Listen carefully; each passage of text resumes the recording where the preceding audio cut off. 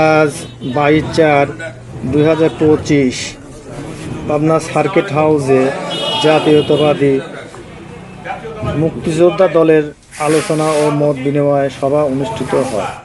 উক্ত সভায় প্রধান অতিথি ছিলেন জাতীয়তাবাদী মুক্তিযোদ্ধা দলের কেন্দ্রীয় কমিটির সভাপতি ইশতিয়াক আজিজ উলফাত সহ কেন্দ্রীয় নেতৃবৃন্দ। এছাড়া পাবনা জেলা নেতৃবৃন্দ সহ রাজনীতিবিদ সবাই উপস্থিত ছিলেন। আমাদের আরেক অর্গানাইজিং সেক্রেটারি, কেন্দ্রীয় কমিটির অর্গানাইজিং সেক্রেটারি আমাদের রায়ন আনোয়ারকে, আমাদের ওবায়দ ভাইকে উমেদার, আমাদের সবার সঙ্গে জাতীয়তাবাদী মুক্তিযোদ্ধা দলের আমাদের কেন্দ্রীয় সংগঠক ইকবাল হোসেনকে,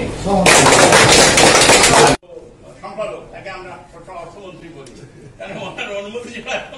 সদর থানা বিএনপির সভাপতি আব্দুল সামাদ খান। আচ্ছা, এখন এই কর্নারের থেকে আপনার সাংবাদিক ফোরাম সভাপতি আমি আব্দুল মহিদ বিশ্বাস, জেলা জাতীয়তাবাদী মুক্তিযোদ্ধা জেলা দলের ডেপুটি। আমার নাম ইশতিয়াক আজিজ উলফাত, আমি জাতীয়তাবাদী মুক্তিযোদ্ধা দলের সভাপতি।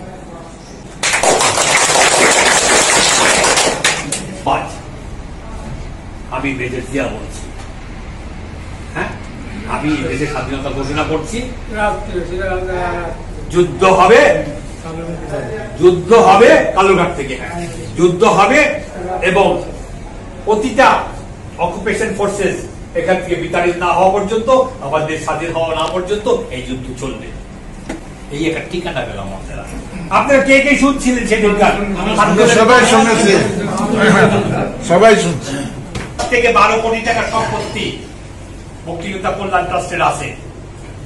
এটা শেখ মুজিবুর রহমান কিছু দিয়ে গেছিল, জিয়া রহমান সাহেব বাকিটা দিয়েছেন 12,000 কোটি টাকা। এই সম্পত্তি আমার আপনার, আমরা জীবন দশা কি পাই গেলাম? আমরা কিচ্ছু পাই নাই, আমরা কোন সম্মান পাই নাই, আমরা কোন রেকগনিশন পাই নাই। পারি আপনাদেরকে সম্মান দেওয়ার, সম্মান দিয়ে পৃথিবী ত্যাগ করার একটা রাস্তা যেন আমাদের হয়, সেটা আমি চেষ্টা করবো। আপনাদের সবাইকে ধন্যবাদ দিয়ে আজকে আমি মজা করেছিলাম আমি আপনাদের সাথে, আপনাদেরকে সাথে দিয়ে। হ্যাঁ, আপনাদের হাসি সমাজ জ্বলবো। হ্যাঁ, একটা আবেগ আছে যে দেশটা স্বাধীন করছে তো বীর মুক্তিযোদ্ধারা সর্বোচ্চ আত্মত্যাগ দিয়ে।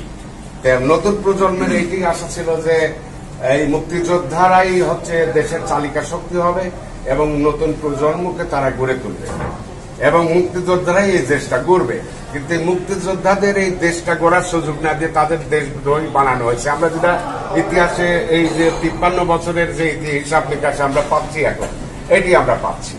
আরেকটি বিষয় হচ্ছে যে বাংলাদেশে এই যে এই 2 লাখ যে 20,000 মুক্তিযোদ্ধা ভাতা পায়, এর মধ্যে তো 90,000 হচ্ছে অমুক্তিযোদ্ধা। এই যে অমুক্তিযোদ্ধাদেরকে যখন আমরা সভা সমাবেশে কোন মঞ্চে দেখি যে একজন সত্যিকারের একজন বীর মুক্তিযোদ্ধা, উনি হচ্ছেন বিশেষ অতিথি আর একজন এইটির জাতির ঘাড়ের থেকে এই মানে অমুক্তিযোদ্ধা নামবে কবে? এইটা আমাদের আমরা জামুগার মেম্বার, আমরা যারা ভুয়া মুক্তিযোদ্ধা নিজের থেকে সারেন্ডার করে দাও। তোমাদের বিরুদ্ধে কমপ্লেন আসে বা আমরা যদি খুঁজে পাই তোমরা মুক্তিযোদ্ধা না, ভুয়া মুক্তিযোদ্ধা, তাহলে তোমাদের এই যে টাকাগুলো তোমরা এই পর্যন্ত নিয়েছো, যে সুযোগ সুবিধা নিয়েছো, সেগুলো তো সব আমরা বাজেয়াপ্ত করবোই। কিন্তু মুক্তিযোদ্ধা বাদ বাদ। এই আলম সাহেব বলবে, ইয়ে করবে, আপনারা আমাদের কথা শুনবেন। হ্যাঁ, একটা কথা তো আমার বক্তব্যে ইয়ে হয়েছে যে পরিষ্কার, আওয়ামী লীগ 54 বছর এই রাজনীতি করে আসছে, বিভেদের রাজনীতি। ধন্যবাদ। আল্লাহ হাফেজ।